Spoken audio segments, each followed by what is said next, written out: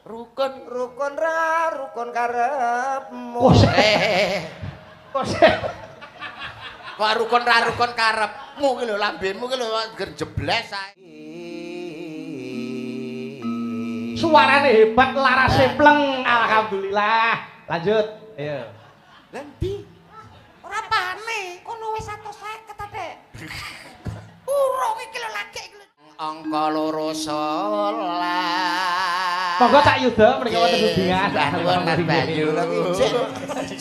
Isih Akeh lha kuwi lho tasih akeh kok. Lah ya lha piye? Arepne wong urip ning alam donya ki kan wang sinawang. Nggih. Kowe nyawang aku nyawang kowe ngono lho. Oh.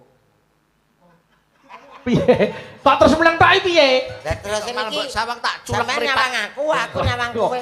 Tak culek mripatku lho kok iso. Luangkan soleh dadi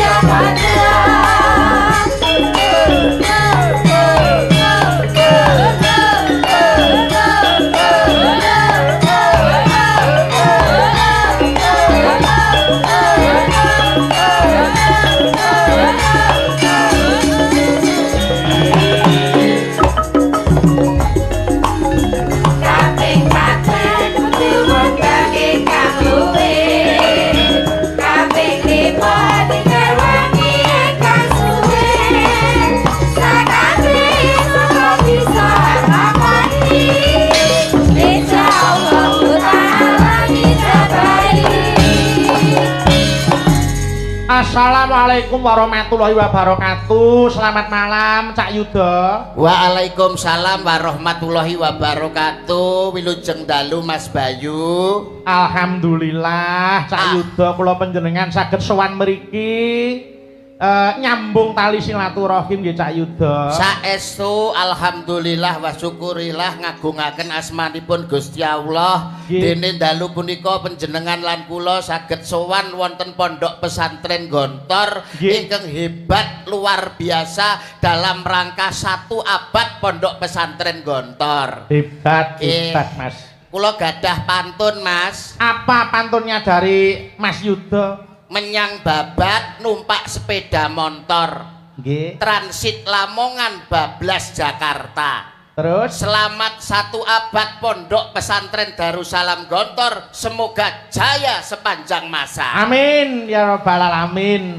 Luar biasa wonten tetembungan. Menapa Mas? Hidup dengan ilmu akan mudah. Nggih. Hidup dengan seni akan indah. Betul. Hidup dengan agama akan terarah dan Terus. barokah. Amin. Insya Allah pondok pesantren Gontor siap menjawab tantangan zaman, mencetak generasi muda masa depan yang tidak hanya berkualitas dan berdaya saing, tapi juga berilmu, beriman dan berakhlakul karimah. Tepuk tangan untuk pondok pesantren Gontor. Leres. Hebat. Kula percaya Mas, yang to pondok pesantren Gontor akan lebih maju karena saat ini terdiri ada 12 kampus putra dan 8 kampus putri. Dari Sabang sampai Merauke. Dalam pembelajaran kita sehari-hari menggunakan bahasa Arab dan bahasa Inggris tidak diterjemahkan. Loh niku. Kamriye ben kulino dan untuk menghadapi tantangan zaman ke depan Mas Yuda. Leres malah keporo dalam 100 tahun pondok pesantren Gontor menika sudah mencetak generasi-generasi yang hebat loh Mas Bayu. Oh ngeten. Kathah sanget tokoh-tokoh nasional itu yang lahir dari pondok Gontor sini. Kados to. Salah setunggalipun nggih menika almarfurlah Kiai Haji Hasyim Musadi, mantan Ketua Umum PBNU. Leres. Panjenenganipun Profesor Dr. Din Samsudin, Ketua Umum Muhammadiyah. Malah keporo budayawan kundang, seniman kundang Nusantara, panjenenganipun MH Ainun Najib Cak Nun lahir dari pondok Gontor mriki. Luar biasa.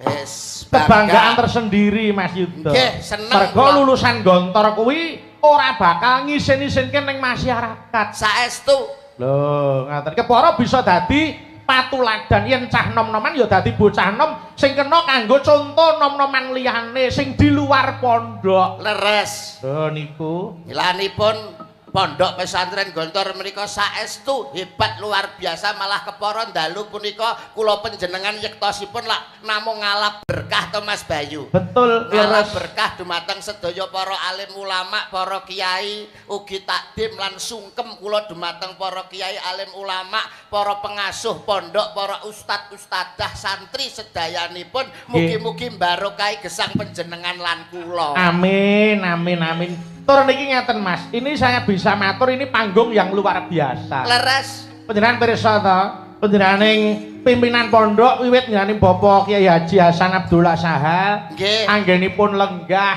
kalian para pamriksa niku kabeh mung semende ana ngersane Gusti kang nyipta jagat. Leres. Lenggahe ana Ibu Pertiwi, pepayone amung Bapa Akasa. Ning nyatane dalu menika dipun paringi tingkas ora udan, tegese kabul sing dadi pandungane Allahumma Amin. Wah, hebat tenan. Dawuhipun para alim ulama, dawuhipun para pini sepuh, Nggih. dongane wong 40 padha karo dongane Wali wali siji. siji. Sing rawuh sak menten kathahe pun wali pinten ingkang dongane pahargyan kelenggan dalu punika. Betul. Saestu luar biasa berkah Nggih. saestu Mas Bayu. Tur ya ora mung bengi iki kok Mas. Ora mung dalu menika. Pripun? Rangkaian-rangkaian kegiatan menika kathah sanget. Mengko terakhir tanggal 20 September. Loh, isih wonten reuni akbar dan dialog tokoh alumni Gontor Putra. Loh, niki ngeten sing kula pingajengaken 100 Pripun, Mas? abad utawa 1 tahun Gontor niki, 1 abad niki sing entuk rejeki ora mung dalang yoga sinden karo pelawak. Ning para bakul-bakul ya kelarisan kabeh, ketumrapan rejeki kabeh. Lho, kita Perekonomian berjalan, Nggih. UMKM melampah, dulur-dulur pedagang, dulur-dulur sedayanipun mengais rejeki di Pondok Pesantren Gontor. Nggih. Niku hikmah utawa barokah ingkang luar biasa lho Mas Bayu. leres, leres. Napa melih wong panjenengan lan kula menika kan duweni kewajiban setunggal. Nggih. Tolabel iki nyapet to kowe iki kok ganggu ae. Boten mesti rencana niki dijak omong boten nek gak tak mantuk. Lah sampean ki rene iki arep omong apa arep nyapa? Piye kadung go cangkem e. Mbok dijak omong ya ta ora ngono. Lah nek pengen ngomong ya monggo ndang ngomong digawe kesempatan gitu Mas Nggih, Bayu. nggih, Kaya nggih, aku nggih. dikira epeh ora menehi kesempatan ning gone awakmu. Lah ngoten to Mas Nggih, Bayu. wilujeng dalu Cak Komet. Wilujeng dalu Mas Nggih. Bayu. Kabaripun sehat to? Alhamdulillah sehat. Nggih. Cak Yuda, Dawuh Mas Bayu. dalam acara 100 tahun Pondok Gontor niki. Nggih. Para panitia pun ngerancang acara yang luar biasa. Sayek saeka praya Mas. Semangat. Kekompakan kelihatan. Nggih kompak saestu semangat saestu napa melih menyambut panjenengan saha rombongan kanca-kanca abdi digelar daharan sakmonten kathahipun. Niku berkah kangge kula. Cak Komet. Nggih. Nggih. Ah, nderek remen Mas Bayu. Dumugi mriki rak nggih wilujeng ta? Wilujeng. Nggih. Alhamdulillah. Cak Yuda, Dawuh Mas Bayu. dimulai Nggih, nggih. tanggal Sampai 31 Mei Nggih. sampai 28 Juni. Leres. Niku wonten Super Kopa 100 tahun Gontor. Nggih. Terus tanggal 6 Juni wayang kulit. Nggih. 8 Juni tablik akbar. Wah, jeng ben. Nggih, 20 tekan 22 Juni Forbes National Economic Summit and Expo 2026. Nggih. 20 sampai 21 Juni Sarasean Kiai Pesantren Nasional. Oh niku oke banget niki Wah, acara. wah, wah, padat ning tidak mengurangi rasa hormat ning nyatane sedaya para tamu lenggah mirsani pagelaran wayang kanthi nikmat tur ya memperhatikan pagelaran dalu punika. Leres, Cak Wah, wah, Komet. wah. Nggih. Tak nggih sehat ta? Sehat Mas Bayu. Nggih. Engko Mas sampean. Kok nesu? Alah Kok urang-urung nesu? yo ngono adek. Ah, wong ki ora oleh nesu. Mbok Inauloha, Maso birin. wong sabar. Kekasih Gusti. Lah ngono kan ya paham to kowe Lah iki. anak kok iya beda kasih kok. Becik ketitik. Kala ketara. Lapal no kowe kowe Wong- ing ngarsa, Sung tulodo. ing madya, Mangun karsa. tutwuri. Handayani. Paham ngono kowe. Maksudnya nek- Gono mas- caraka. Data sawala tak kepruk bata bongko. Kok nesu. Nek ape Kok omong, nesu. Tengajenging para alim para Iki ulama para alim aja ulama, nesu. para Cek pini jelas sepuh. to wong sing nanggape pondok kok Sivitas akademika, ilmu pendidikanmu ki kudu dijaga. Awake dhewe ki sowan ning ndi papan nggawa empan, iso mapakne ning gone awake dhewe kok omong sak omong kok iso iki lho. Ora seneng aku. Karepku ki ngene lho. Piye nek arep ngomong digawe kesempatan nggih Mas. Nggih karepe pripun? Karepe pripun? Nek Pak Yudo ditangkleti kathah, kula nggih ditangkleti kathah. Oh, ngaten. Lah trimo kok sehat. Lah nek ora sehat mosok tekan kene. Ya sekarang anak ini so tipip sehat. Positif kok so tipip. Oh alah dadi sing kutakon kurang akeh. Nggih no. Oh nggih. Ngeten, Cak Komet. Nggih. Panjenengan kula rawuh saking dalem pundi daleme? Saking Bojonegoro. Cobi Bojonegoro dugi Ponorogo medale pundi mawon Mas sebutke wis. Nggih. Kathah niku. Bojonegoro ngidul Ngawi. Nggih, terus Ngawi kula terus Mospati terus tengriku setengah jam. Terus pas pati ini kok gorang gareng terus iki sing guyu di sopir-sopir. Piye ta, piye ta? Iki lho kok gak jelas. Jare njaluk ditakoni sing dawa. Jenengane termasuk ate-ate berbobot ngoten lho, Mas. Dadi nyuwun pertanyaan sing berbobot, Mas.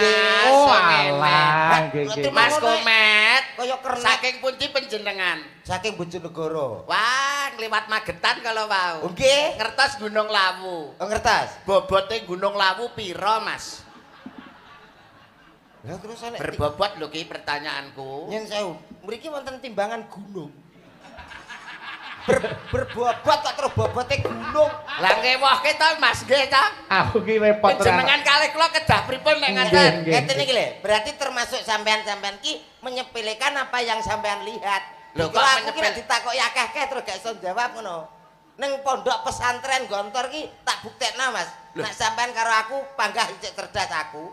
Lho kok modelmu kok mlete terus sombong ki lho. Lah kene ditakoki sehat Mas Komet. Lah kene duwewu aku gur sehat tok iki. Hejal. Mbok yo sing dawa sing penak omong-omongan takoki kok perjalanan ngliwat endi ae. Aku iki kernet apa pelawak dene.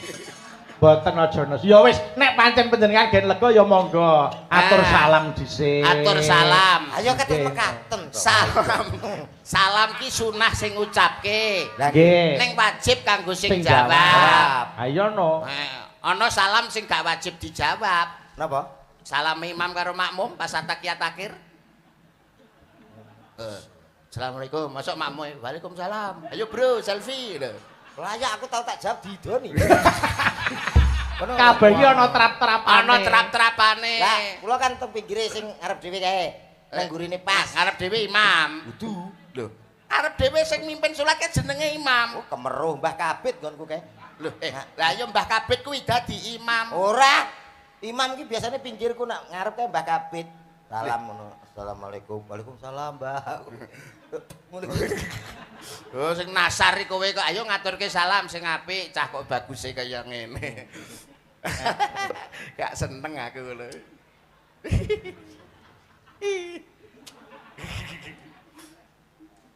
Assalamualaikum warahmatullahi wabarakatuh.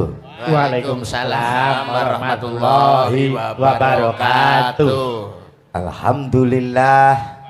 Suarane gawedi, Mas. Alhamdulillahirabbil alamin. Bocah kaya nyambik lho kok iso.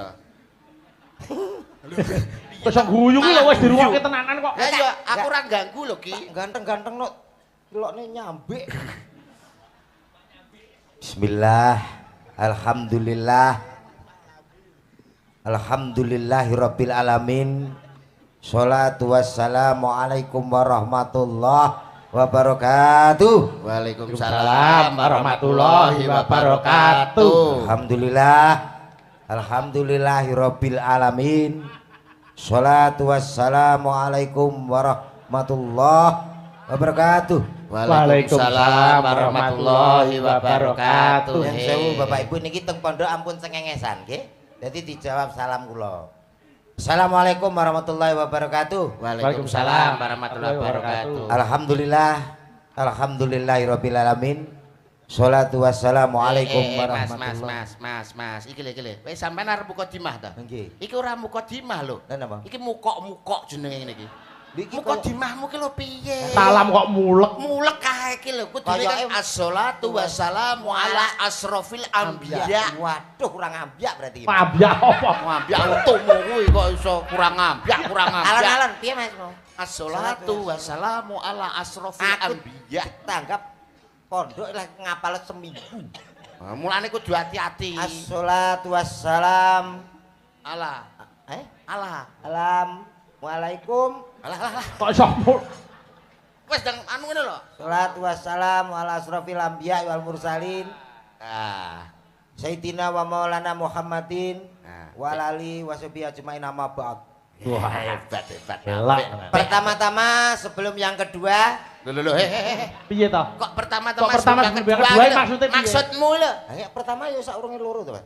Lah iya, bener. Pertama-tama saya mengucapkan terima kasih Apa wis dikeki? dereng. Sambutan kok nyauti wong iki lho. Lah niki takok. Lah aku kan yo cejakmu mbok Anggapan penonton sing ganggu, dadi aja direken. Aja mbok reken. Ngono. Pada malam hari ini Bocah apa kuwi anggere nek lampu iki jenenge bengi. Malam wis ngerti kabeh. Kok iso iki piye? Malam iki wis ngerti nek malam. Nyapa mbok genahne mbok jelasne? saya di sini. Alah apa dikira wong semene iki mripate wuta kabeh genah ngerti nek awakmu ning kono kok. Kaget aku. Mbok kira ning alun-alun. Wis ngerti kabeh nek ning kene. Aduh repot. Karepku ki sambutan. Lo pengen sambutan to? Yo iya kok iso. Yo ndang kok iso. Dalam rangka donga. donga apa? Lho, piye to? Lah teng pondok donga padha karo nguyahi segara no. Dongakne kanggo pondok gontor kene ki lho. Gak. Kok iso gak piye to? Lah napa mandi wong mriki kathah para yai. Lho nek sampean donga diamini wong semene akeh niku insyaallah mandi. Mandi nggih? Mandi no. Nek kula sedonga diamini tiyang kathah mandi. Mandi. Muga-muga iso tuku mobil neh. Lho lah gak amin. Ketae kok gak ikhlas aku. Lah ndongamu ki kanggo kepentingan pribadimu lho. Donga kanggo pondok gontor kene. Lah, kamu supaya pondok gontor kene iki maju dikapakne ngono lho. Maju disurung. Aduh repot musuh cak. Ngene Niwon. supaya pondok gontor iki saya dhuwur. Lah iku lho dikapakne. Sik nambahi. Lah saya dhuwur ngene iki ditingkat malih. Nggih ta? Maksudnya ben apik Dicet. Cet. Pi. Ngeten lho, jam ngomongan gak nyambung lho Mas. Nyambung lho Mas. Nyambungmu ki lho nggon ndi? Paling ora ya awakmu kan sebagai orang tua. Ya anggur orang tua. Karepe wong tua sing wis duwe keluarga, wis duwe keturunan anak. Nek pengen mondokke putrane, golek pondok sing berkualitas. Golek pondok sing bener-bener hebat didelok saka bagaimana pondok itu ning gone pondok gontor. Supaya anake dadi anak sing cerdas, anak sing pinter. Ngono lho, duwe anak ki didongakne anake pinter. Di sekolahke dipondokke ten mriki. Nah. Nek reguler niku wit saka kelas 7 nganti kelas 12. Nek intensif saka kuwi mung 4 tahun ana pondok ditempuh 4 tahun. Oh, ngono. Sampeyan nggih gadah putra to, Mas? Ya duwe to? Pinten? Papat. Wah, sekolah nang kabeh. Ya sekolahne kabeh. Pinter-pinter no? Ya pinter to wong dongane wong tuwa ki supaya anake pinter. Wong tuwa dongane muga-muga anakku pinter. Lah putrane nggih di sekolahne dhuwur. Lah iya no, wong ya ben anu kudu dadi wong sing hebat, wong sing pinter. Lah kok padha bangga-bangga to? Piye nek ra bangga wong duwe anak pinter Anak pinter kok ora bangga. Nih, kula ngomong mboten sekedar ngomong. Ini ada melalui survei. Surveimu ki lho Kok melalui survei sing Sampeyan nyekolah anak pinter, getun sok ben. Kok iso getun? Wis to, percaya aku. Aku ki melalui survei BMKG. Lho sik ta. Kuwi ra ngurusi perkara gempa. Niku. Piye. LSI Lembaga Survei Indonesia. Lah, itu sudah melalui survei. Piye kuwi? Anak itu paling tidak, kalau menurut saya, paling tidak punya 3. Oh, duwe anak 3. Loro sesuai program pemerintah. Itu kalau program pemerintah. Keluarga bercelana Berencana. masa direncana nek gak katokan pare panggah dadi to kok iso. Iya. Lah iya, sing anak kudu duwe 3, minimal harus 3. kok bisa Mas? Karena tujuannya sekolah dipinterno anak iki mau sing loro, 1 dan nomor 2. Nomor 3 iki goblokne ae. Gak usah dipinter. Kuwi jenenge ya pilih kasih no. Ban cinde, ban silakan. Sebagai orang kowe. tua tidak boleh pilih kasih, semua harus mendapatkan cinta kasih yang sama, tresno sing padha. Nggih, nek ini ada penjelasannya. Alasane. Alasannya ngeten nih Mas, nek sing di sekolah noki kabeh ya ta, He. pinter kabeh, sukses kabeh. He. Kamu kok awake dhewe wong tuwek iki saya tuwek saya pikun. Ya ta, nek wis menginjak 70 ke atas no wis toleh karek wong loro dewi ya ta. Nek sekolah pinter anak-anake kuwi berhasil nang kono dadi guru Nang Jakarta. Nang Jakarta dadi pegawai pajak, Heeh. polisi nang Surabaya. Heeh. Karek dhewe nang omah toleh ya ta. Heeh. Dhewe ra ono sing ngopeni awake dhewe. Lah terus nek digoblokne sih tok. Goblokne siji lah kuwi sing gak dadi apa nang omah nunggoni awake dhewe. Sing ngopeni. Sing ngopeni. Oh, lah dulurmu pira ta, Met? 3, Mas. Lah sing siji nang ndi? Siji nang pajak nunggone Surabaya. Sing nomor loro. Dadi pegawai BUMN Jakarta. Lah sing nang omah. Aku. Berarti sing digoblokne kowe. Oh Kowe iya. sing goblok. Oh sing keri ning omah dheke kok. Sing Berarti omah sing digobloke kowe. dheke. Sing goblok kowe berarti.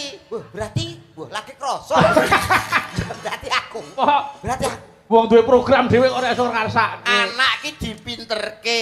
Nggih. Aku kan anakmu kan ya sekolah. Sekolah no. Sekolah ben apa? Ya ben padha karo kanca-kancane. Loh, Kok sekolah kok gen padha karo kanca-kancane. Nggih, Pak. Kula niku mboten maksa lari-lari kok pinter arepe, ora pinter ora masalah. Sing penting sugih. Ngono.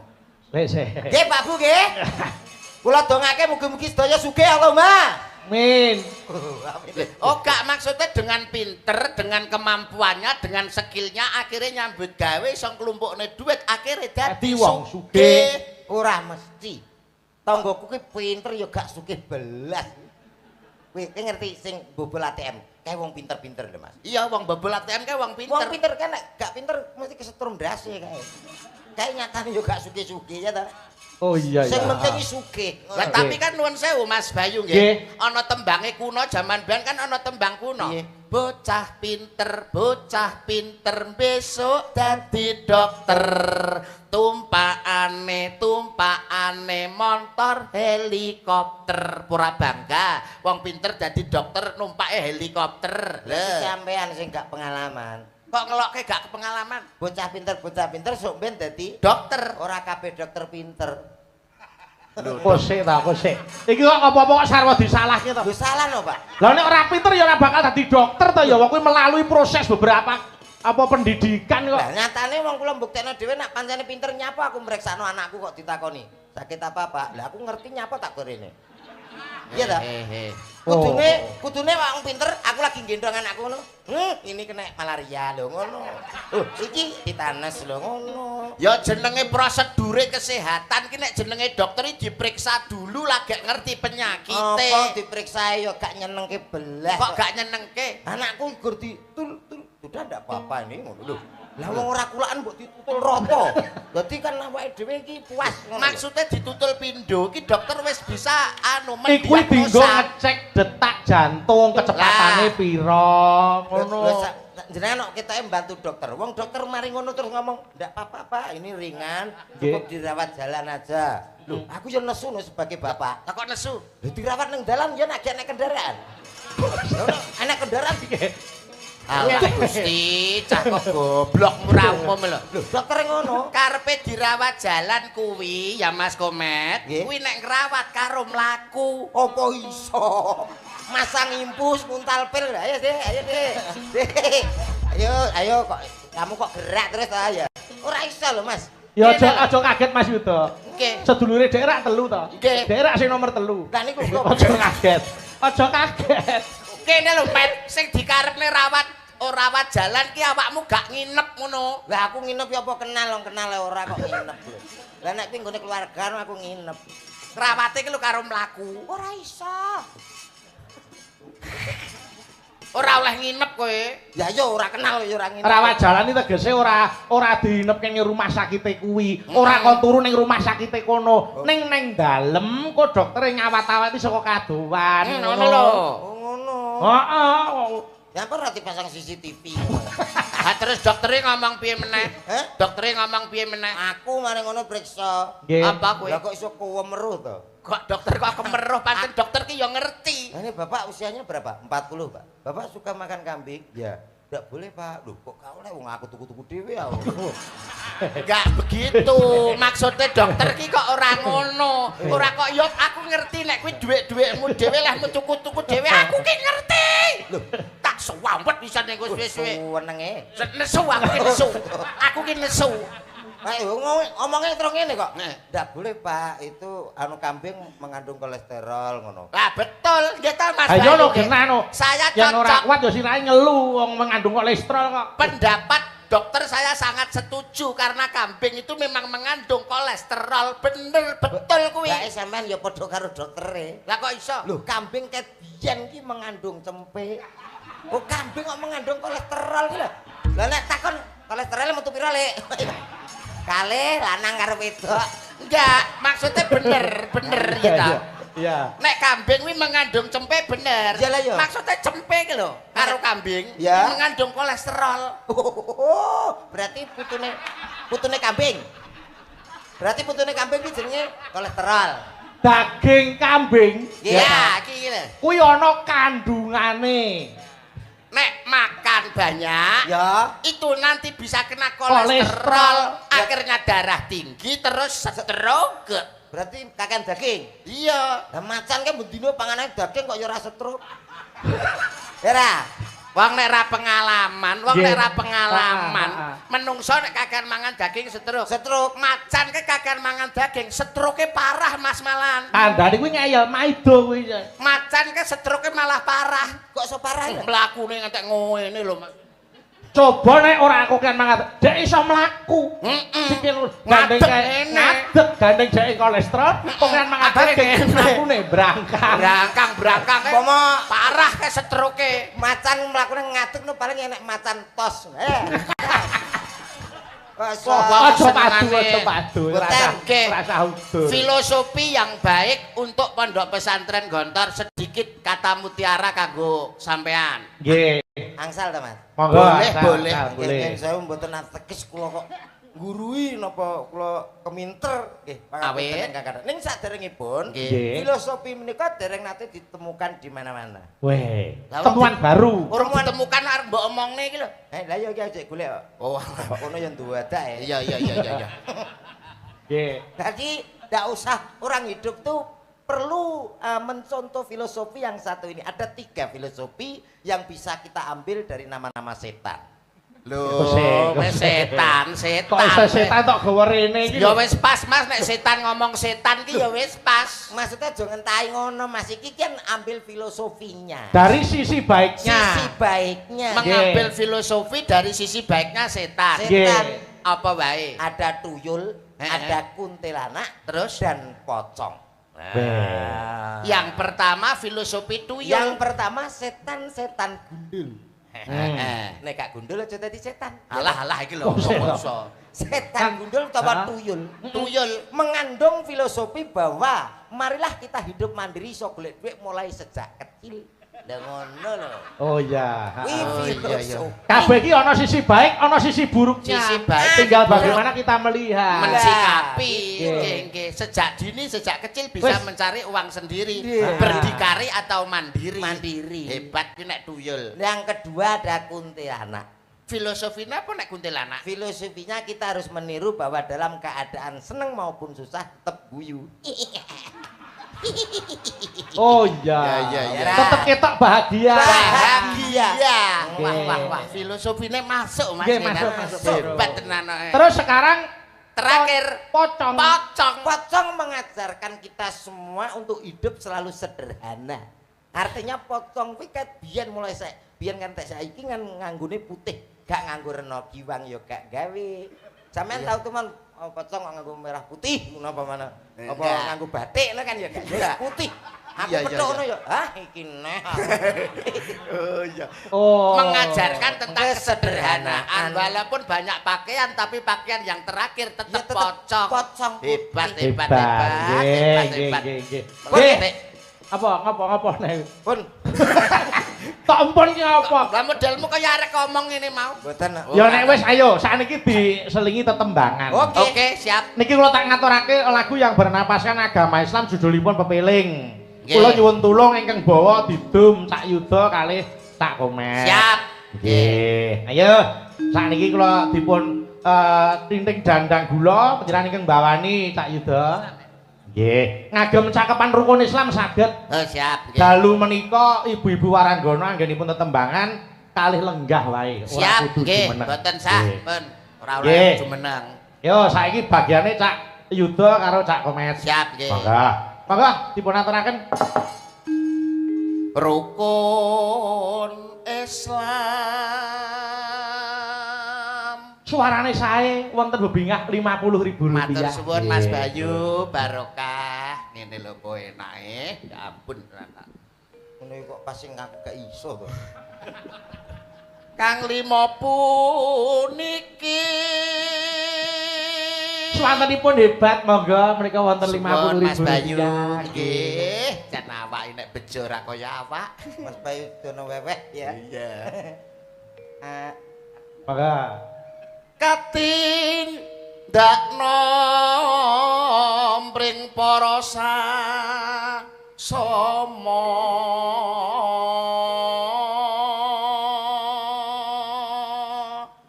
Nanu. Nano. Halah apa lho? halah. Kuwi Cak Yuda. Bagianku. Aja padha ditinggalke. Swantenipun sae monggo wonten bebingah Suwun Mas Rp50.000. Bayu, matur nuwun. Gentos Cak Komet. Ayo. Monggo.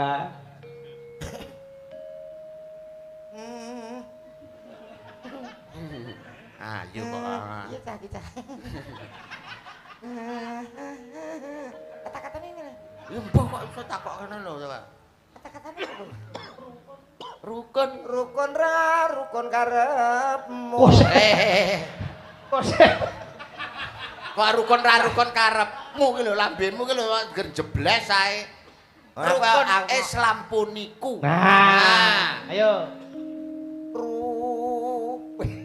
Suaraku ya. Lah alah. Apik suarane apik. Lagi. Rukun Islam puniku. Swantenipun sae Cak Komet. Sae. Nggih, dilajengke lanjut. Yo, sahat. Weh, lho. Entang kok kon nganggo kok. Oh, anek popone ya. Iki lho rencana ki lho wis iki lho wis. Iki lho rencana. Sahadate Sahadate kang angka siji. Suarane hebat, larase pleng. Alhamdulillah. Lanjut. Ayo.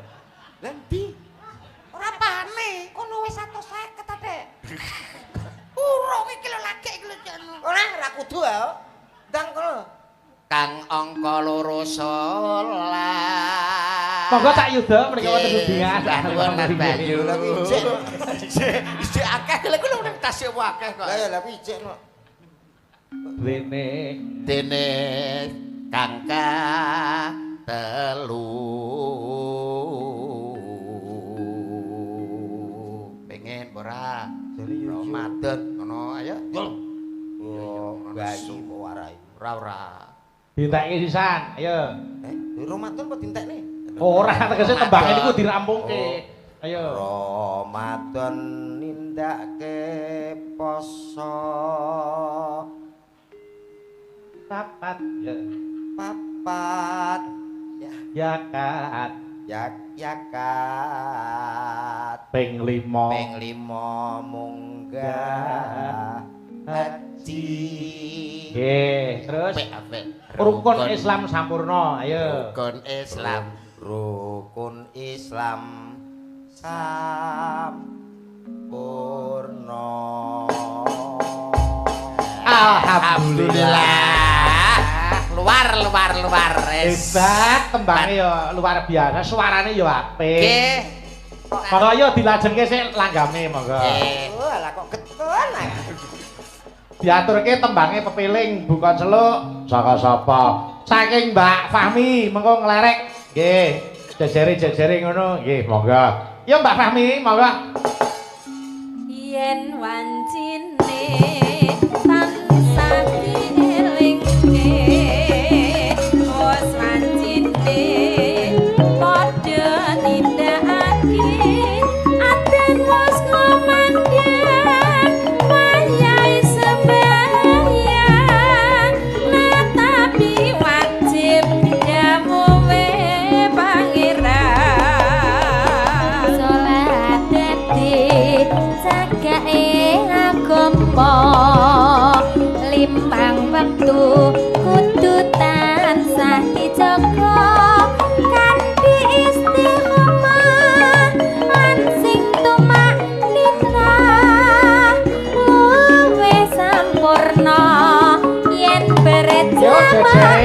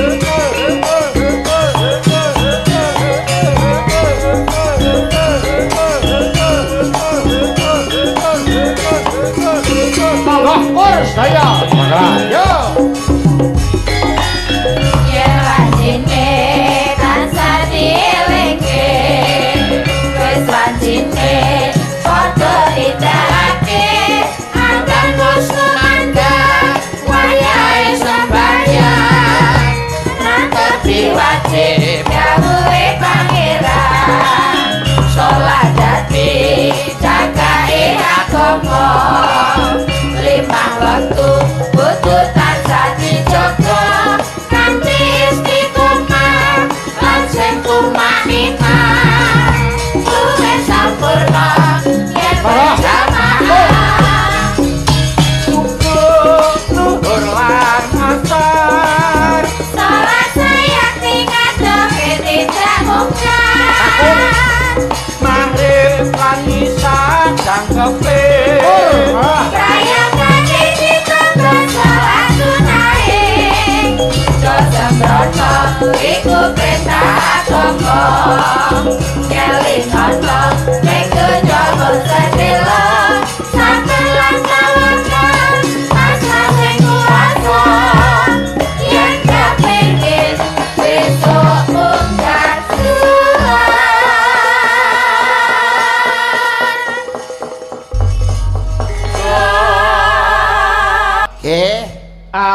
wonten Pondok Gontor menika wonten Gambiastor. Gambiastor menika menyediakan semua kebutuhan keseharian. Nggih, wonten Pujasera, wonten ATK utawi wonten fashion niku hasil saking para santri sedaya. Nggih. Terus UMKM Gontor inggih wonten. Wujudipun menapa Amides nika Gontor niku kaya mineral nika. Oh nggih nggih. Niku wujud menapa saking Amides. Produk air mineral. Nggih, itu ada distributor dan bisa di pasaran untuk umum. Oh, untuk umum. Lajeng Hisanah Gontor Madu. Dadi wonten produk madunipun. Nggih. Nalika semanten kula wis diparingi madune, Mas. Wah, kula malah Hebat, dereng. Kula Lajeng, dereng. oh dia dereng. Dereng. Nggih. Terus Hisanah Gontor bakre terus kangge roti. Kangge roti. Terus wonten malih Latansa Store. Menika meliputi wonten sport, wonten ATK, wonten apotek. Lho, niku. Dadi mriki niku ya ana pelatihan Mas Mas Yuda. Nggih, nggih, nggih. Berarti mboten mondok. Teng mriki niku langsung usaha ngono, tutulan. Lho, Oh, ora. sik, Nek ya, kene iki mondok tolabul ilmi golek ngilmu tapi juga diajarkan bagaimana kita berwira swasta. Ben duwe keterampilan. Duwe keterampilan. Jadi keluar dari pondok sini bisa bermanfaat untuk masyarakat. Bakul roti. Ngono. Apa kok bakul roti piye kowe iki? Keluar dari sini Ya bisa bermanfaat kanggo Nggih, masyarakat. upama dodolan ya dodolan sing halal. Tur dasare mriki sampun wonten Universitas Darussalam Gontor utawi Unida Mas Yuda. Nggih. Prioritas ini tahun ini fakultas kedokteran. Tur dasare pun terakreditasi unggul. Wah, Lho wis wah, kuwi. wah, wah. Arep kurang kepiye saiki? Ayo. Ngono kok ngelokke nek jare dokter ora pinter, nyatane kene iki lho wis terakreditasi unggul pisan. dokter kene. Lho kok dokter kene nang ndi wae nek jenenge dokter ki ya padha wae. Terus wonten malih Gas Gontor Auto Service niku untuk bengkel mobil dan kendaraan. Lho kuwi. Otomotif ngantos dugi Nggih, bengkel nggih wonten. Nggih wonten. Super lengkap. Leres. Mulane pun pas pun trep nek gadah putra dipondokke utawa sinau belajar wonten pondok pesantren Gontor wis apa kuwi wis pas ya Mas Komet. Anakku tak pondok rene Ya iya ya kudu ngono anakku ya tak pondokke mrene. loro karo kayak kene. Heeh, lah terus kowe? Heh? Kowe gak sida enek sing mbok goblokne. Gak. Lah apa kok ora sida? Bangku kaya aku. Ya ora kok ya. Ngono kok. Mulane nuwun sewu nek jeneng awake dhewe belajar dengan Nggih. sinau kan bisa merubah kehidupan. Nggih. Awit nuwun sewu roda kehidupan niku lak berputar gitu Mas Bayu. Leres. Roda itu berputar loh Mas Komet. Ya ning ora kabeh. Lho kok ora kabeh piye wong roda itu berputar. Lah ban serep kae ya ora. Kae ban serep ya nenggon meneng. Enggak, sing tak karepne iki roda dunia iki lho, roda dunia. Dunya ki nek rodane ta, Mas?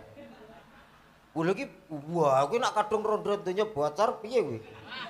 Piye ta maksudnya? maksudnya? Bayangno aku angen-angen kuat tuh. Badhe nambalne roda dunya. Ora kok secara fisik wujud ban ki ora. Aja mbok pangan tah ngono kuwi lho Mas Komet. Sing tak karepne wong urip ning alam donya ki kan wang sinawang. Nggih. Kowe nyawang aku nyawang kowe ngono lho. Oh. Piye? Kok terus mlengtok piye? Lah terus Malah iki mbok sawang tak culek sampean mripat. nyawang aku nyawang kowe. Tak culek mripatku lho kok iso. Kok keliru ae. Maksud iki kadang kala awakmu ki sok ning ngisor, sok ning dhuwur. Oh lah ngono kan kadang-kadang pancen iya. Aku wis sering dhuwur aku. Ya aja sok ning loteng terus, ya sok ning ngisor. Ku nek ning omah tingkat dhuwur ya ora iso ngerti sing ning ngisor iki kepiye ngono lho carane. Nggih, selamat. Pokoknya cengengesan rumah saku. Ayo sik malik pelok. Nggih. Aku tak nyuwun anu dipun sekaraken dandang gula nyidam sari. Nggih. Nyidam sari. Ditepungke Mas Yuda. Nggih. Paranggono ditepungke mboko siji. Wah. Ayo sampean kenalan saka kono ya ora apa-apa. Komplit.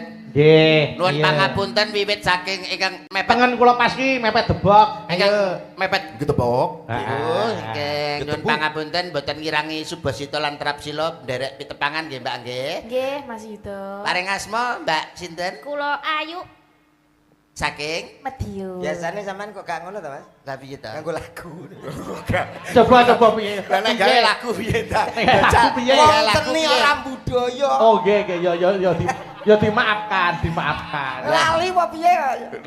Sing maksudmu piye ngono lho? Loh, nganggo lagu dadi awake dhewe iki wong seni, jare hidup dengan seni akan indah. Ya coba jajal. Oh dadi kowe. anu tahu situasi. Oh iki ning nggon wayangan kudu nganggo seni. Betul Mas Wah, Bayu. alah. Dadi Mbok cobi Coba jajal awakmu sing paham. Coba ditonyoni. Lagi Contoni nggih. Oh jane abah kabeh.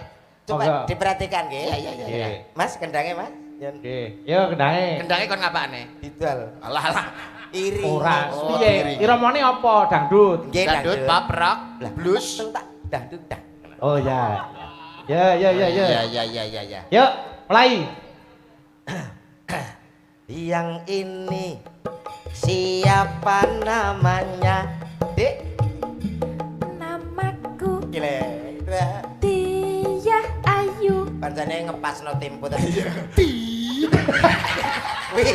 Kuwi nek gak ngerti, oh jenenge Wardi. Ya iramane rada dicepetne sithik, tempone rada. Ya no, Iya. ya. Coba. Yang ini siapa namanya? Kecepetan. Kowe Mas Suli yo kena kecondalan no. Ngene lho, sakmene lepas. Mana? Kendange, Mas.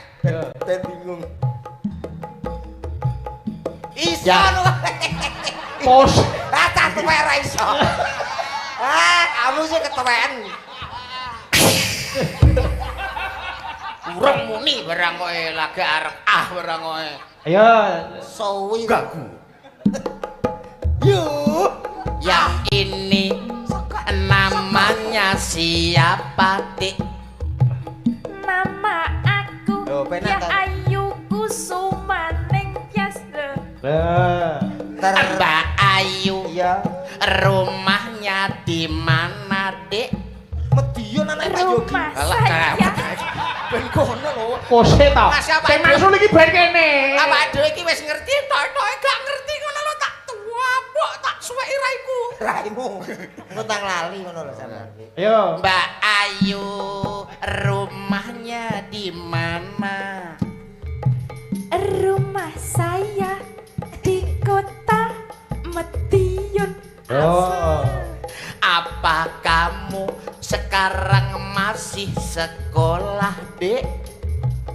Iya, aku hari ini masih kuliah.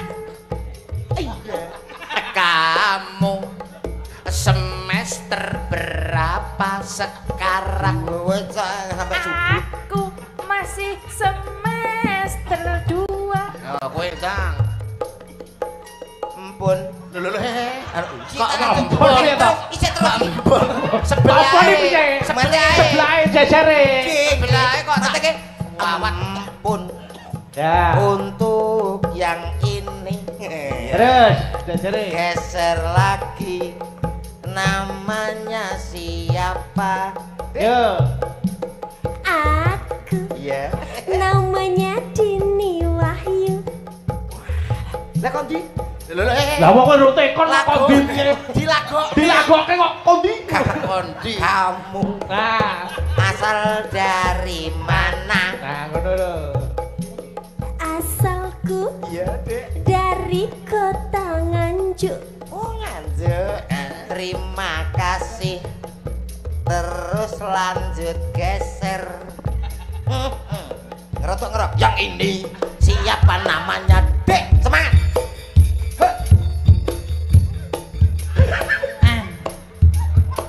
Ayo kamu cekok ke lah. Lah kayak Jawa apa ora kae? Piye lah piye? Mbak, Coba rada banternya coba. Banter, Yo. banter. Yo. yang ini siapa? Dek. Eh? Dalam? Apa nih? Apa nih? Kae lho. Dalam? Piye tang kowe ki lho? Lah ketak kowe mah. Ya mau ki tanggunganmu kok iso mbok pasrahne aku. Oh, balik nadane alon-alon ae makono bingung kita ya. Oh, nadane koyo mak kowe ra bingung. Coba coba. Jenengan paring asma sinten, Dik? Yo. Oh, ketoke potensiune. Ketoke dope pedot iki. Kupinge lho ngene konslet. Kamu namanya siapa, Dik? Nama saya, Ya. saya, Kok saya gede ya? Namanya siapa? nama saya Gentari. Pakai nada. Oh iya. Ya sing takon yo ngaku nada no. Ayo ayo. Takon yo nada. Yang ini Ayo. siapa namanya, Dik? Nama saya Gak bisa. Gentari. Mas, Masih perawan atau sudah bersuami? saya Ya. masih perawan. Senenganku. Kon kenalan kok malah golek kesenengane iki lho. Kowe malah Iku golek tak kapok, kesempatan Nek. lho iki. Iki kon kenalan kok malah golek kesempatan. Iki cukup berkenalan tok. Kenalan ae. tok. Lain-lain nanti Oh iya. Oh, di luar pondok. Di luar. Beda. Gak sido. Iya. Lah ngopo? Piye maksudnya iki lho? Enten bepok para ya. Yo, Geser Ya. yang sebelah Anda. Yo. Yang ini siapa namanya? Nama saya Dekan tak uget-uget. Geser. Lah kok mau cendak Ngomong kok? sitok tok ki Kok dibedake karo kancane? Alamate endi, terus keluargane sapa wae kok. Cilik ngono tak takoni reno-reno bingung. Nyepelekne. Geser sebelah kirinya, Dik. Yang itu siapa namanya? Asik-asik. Nama saya Dita Intawati. Apakah benar kamu dari Banyuwangi? Aha. Iya. Cekak ya. Lah cekak wong dibethek sih. Lah wis mbok becek ae. Yang geser Ya. Ayo. cantik namanya siapa? Asik. Aku Mas Kampret. Namaku Suci. Kawer. Kok nesu piye to? Kok nesu piye? Loh, Aja nesu. Pri. Aja nesu. Aja nesu lho, Pri, Supri, kene lho. Pri kene lho, Pri. Supri Kampret. Omek kok kampret. Sampean yo salah inget kok ngene kok kampret iki lho. Alah ngapunten ya Mas. Nek model kene iki dudu kampret, Mbak. Soalnya mirip. Iki ngono mondol. Bener selindro lho. Oh iya. Pripun Mas Lemet? Komet lemet. Namanya siapa, Dik? Namaku Suci Ovita Dewi. Oke, besok-besok aja kuyen model ngono ku. Enggak apa-apa. Kenapa kamu kabur? Piye to, so. Ora apa-apa to, ngono diceluk komplet kan mengko karo Mas Bayu. Mas Bayu. Jedhe. Mas Bayu. Kan iso ngono. Sampe ki, Mas. Sesita lho. Sesita. Mas Bayu jedhe. Ayo. Pun nggih. Wes ya wes. Ndak trauma. Mas. Yo balik belok. Yo Nyidam Sari. Monggo. Nyuwun dipun bawani Nyidam Sari. Sapa sing kepareng bawa? Aku nyuwun tulung karo Mbak Dita Intawati sik. Nggih, Mbak Dita. Ayo. Monggo, dibawani, Mbak Mbak. Monggo, Nyidam Sari. Monggo. Menika kula katuraken para penonton ingkang lumantar live streaming, tuwin sing kepareng lenggah dalu menika Mas Yuda. Nggih. Nggih. Ya, Mbak, diaturke, Mbak.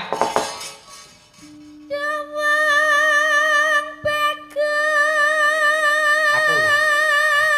Kowe sing dilem kowe. Jedhuke. Lah. Ngono ae.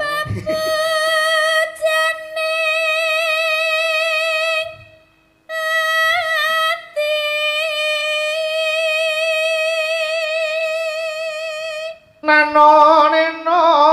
Yo.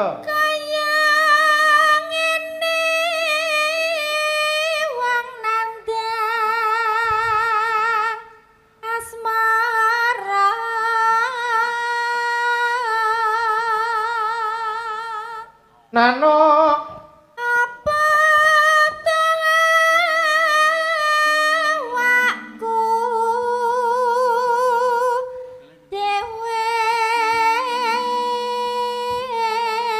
Mas Yuda. Nggih. Mbak Dita niku piyai putri selirane panjenengan apa dudu kira-kira? Lah nek kula nggih nek kalih nggih. Lho, ngapa to hae-hae iki lho. Wis tak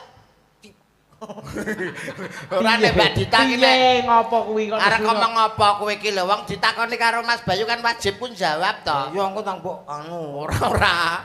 Nek ndelok Mbak Dita ingkang lencir kuning merati menika nggih. Saestu nggih nek kula nggih cocok utawi nggih sarujuk menawi. Cara roman ning jero taman ngoten panjenengan mlaku karo Mbak Dita terus mang tembangke apa nek panjenengan piyai loro ngono ing taman ngono kae. Alah nggih tetep lagune jumbuh kalian lagu punika. Pripun? Upama sliramu sekar melati, aku kumbang Nyidam Sari. Enak ta, nggih. jumbo. Cak Omet. Nggih. Upama panjenengan dadi bojone Mbak Dita, kuwi roman ning nggon taman mlaku wong loro digandeng tangane terus sampeyan nembang apa? Wah, kicomania. Wah, duh. Piye to kuwi? Kicomania. Kok iso kicomania iki lho? Sing piye lagune iki lho? Kicau mania. Langsung dangak to, Bos. Iso Mas. Semangat lho maksudnya. Nyun sewu Mas Bayu. Nggih. Menika tukang setting betanane jenengan apa saking mriki? Saking Iki mriki. saking pondok. Edapi. Lah ngapa ta? Apa? Tukang setting gen kula nika mboten enten lho sing kaosan anu. Niki ngangge jas. Nggih. Gen kula nika nek jas-jasan paling gak naib, nek gak ngono MC. Pancen yo ning pondok kok. Ayo yo kudu disesuaikan. Ndang nggih. Jumbuhke sasana. Yo, lanjut Palita. Rano. Dewa Oke, terus mriki Mas kirang kalih kerduse mriki. Allah. Oh ya lo pen ya.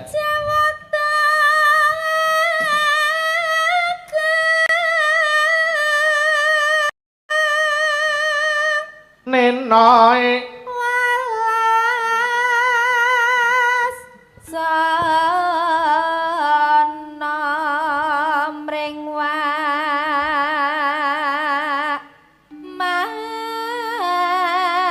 mami. Mbak Dita iki cara buah apa Mas Yuda? Mbak Dita menika umpami buah nggih paling boten menika nggih apel Malang. Wah, apel Malang. Gilap wijo pecah biak ngono iki kumut ngoten Nggih. nggih. Nyegeri. Nah, Nah. Nek ayu tengenku pas ayu ki. apa? ayu Nggih. nek nayu menika nek saking pamawas kula kados buah semangka tanpa biji. Weh. Pecah biak ngono ki banyune sekotos. Mas Komet. Nggih, kelemet. Nek gentari kuwi nek cara buah apa, Mas? Niku mboten buah ta Mas. Lah apa? Lah apa? Apem. Kok iso apem iki lho. Kok adoh men mlayune. Iki khusus buah. Buah Apa ta? buahe wis entek? Duren. Wah, duren. Duren ketinggalan jaba niku lincip-lincip ning asline njero daginge loweki. Wah. Misalkan kula niki generasi Gen Z Mas Bayu Nggih, ha. bercinta dengan Mbak Dita Intawati. Nggih. Kula mesti ngomong ngoten, Mbak Pripun? Dita, Pripun Mas? kamu punya uang 2000 ya? Punya. Buat anu itu loh, markir hatiku ke hatimu. Wah. Ngono lho Mas. Ini generasi Aku muda. ya iso. Mbak Dita, Pripun Mas? kamu punya rumah? Punya dong. Aku punya tangga. Bagaimana kalau kita berumah tangga? Lah. Ono kuwi. Ayo, pesen. Ayo pri. Kok tafuk. Ayo. Mbak Dita, kamu punya rumah? Lho, Wes wis lho. tapi ya Mas, Aku wes lho mau. Kita kok nek kok menang. Kupinge ora krungu to ki mau lagi bae bicara. Ping bosok ya ngono ya. Kamu punya leng? Apa tikus lho menungso kok ngelengi lho. Rumah Lah samu. mungkin apa yang ngerayu? Ya pun monggo ayo. Kalau boleh tahu bapakmu penjual pendal ya? Orai Mas. Loh gak toh? Gak. Ah, salah. Berarti salah. Ora Dita iki. Lah kita sing ndi? Dita sing tabute kriting lho. Oh, dudu kita iki. Dita ndelapo. Yo lanjut Mbak Dita. Yo. Besok kapan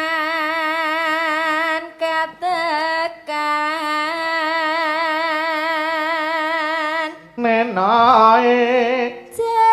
jejer lan wong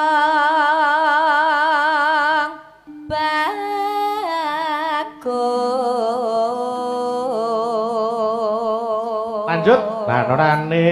Yo. Umpamakna nakoda tanpa prau Gronjal. sasat sarang Artine kok Banyuwangi. Ayo. Ing Jalatri. ing jalatri Ayo. Jalatri Norano. nyidam sarihan Nah. Yuk.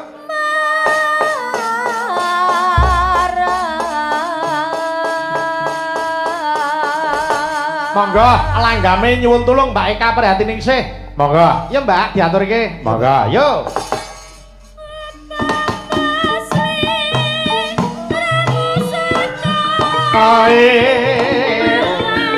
Tendangane Gonggo Mino dijogeti gentenan Mas Yuda karo Mas Komet. Nggih. Monggo. monggo Mas Yuda riyin.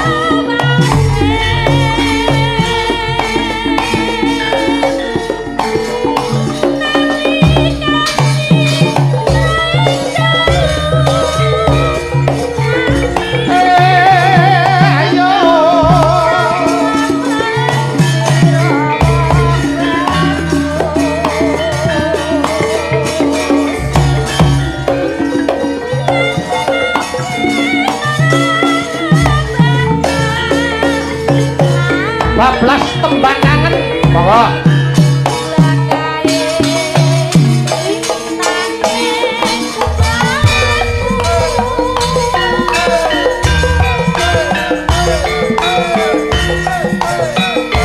Yo Gentari sing joget gentenan ayo Mas Yuda sik nggih.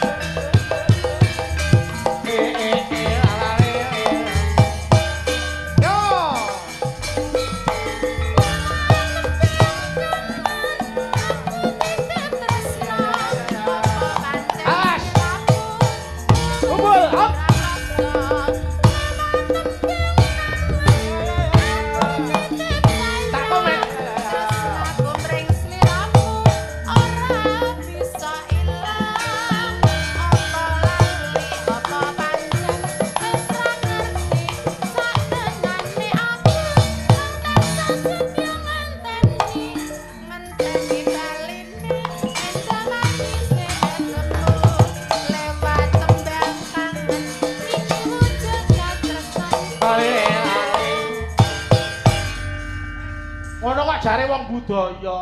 Ngono jare wong irama. Lho, pancen ki budaya. Budaya Iki ku wis- ki longgon ndi? Iki jelas-jelas sabotase to, Mas. Kok iso sabotase? Mosok kene kunoe lali. Coba. Nyatane aku ya penak lho. Ayo Gentari coba. Wah, Contoh, iya, nggih. Wang yo coba. Ayo Gen. Oh, wah. Ngerti? Awas. Oh, Enak. jengglenge pas iki itu hadiah 50 Oke, suwun-suwun, matur suwun menak pas. Ayo coba, ayo. wayah wengi yo. Udan krimis ra usus banyu kang tuwes gunang. Alah, kedisian. Aku kecepetan Mas. Para ngenteni, baleni neh. Ayo. Coba, Ya. tak yuda sik contoni pisane ae. Nggih, contoni. Pas jegleng mumbul ayo. Nggih. Ya kan. Wayah wengi udan krimis ra usus banyu kang tuwes Nah, ngono lho. Penak. Ya niki entuk jatah 50 Mas Yuda. Suwun Mas, malah kok banjir terus. Wis roro 50. Ya, yo Cak Omet dipaske yo Nggih. yo. Ya kan. Wayah. wengi udan krimis ra usus banyu kang Jalan. Oh, ya. Alah, alah. Wis pas kuwi. Pas. Ki dite ya pas entek. Nggih. Alah kere. Lah ora mau-mau yo. Mau-maune nyapa, ora Iya. kok pasne. Kudune mau-mau. Nggih. Niku peparing saking Pak No Kulit. Weh, Pakno kulit. Menika Mbah No Kulit Petung Rejo Nguntara Nadi ngersakaken pepeling tiket swarga kalian wohe ngaren. Oh nggih. Kagem ulta 100 tahun Pondok Gontor. Oh nggih. Matur sembah nuwun menika dipun paringi tali asih 100.000 rupiah. Nggih. Sadurunge kula ngaturaken tiket swarga, kula badhe ngaturaken selawat badar langkung rumiyin. Selawat badar. Heeh. Sapa yo? Kula nyuwun kalian Pak Giarto. Monggo. Yo. Oke. Menika kula kintunaken para kadang-kadang santri sedayanipun. Oh nggih. Ya Cak, diaturke selawat badar. Monggo. Monggo Pak Gi. Anu, yo. Salatullah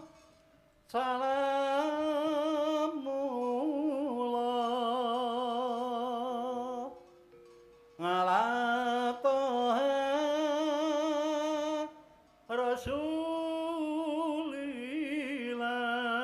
rasulillah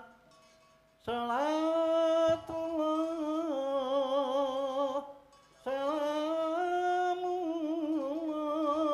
salamullah ngalai Yuk. yasin habibillah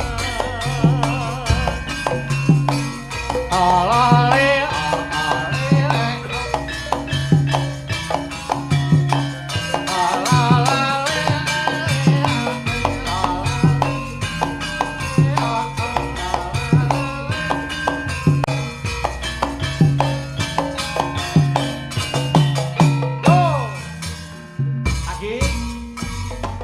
manungsa elinga ana dosa mung sedhela kula dadi lalena agama panira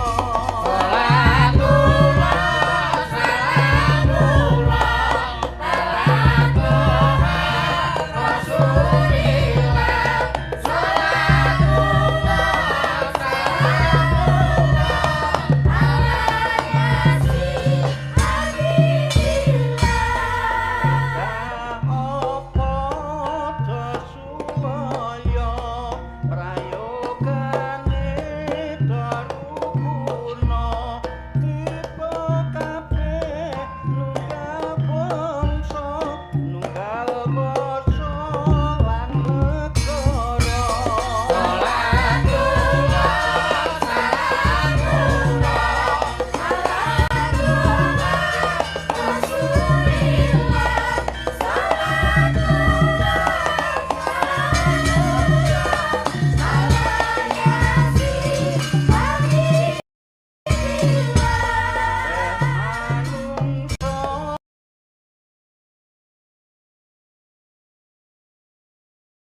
do elinga yen uripmu nggawa dosa uripmu nggawa dosa mula nyuwun ngapura marang Allah kang kuwasa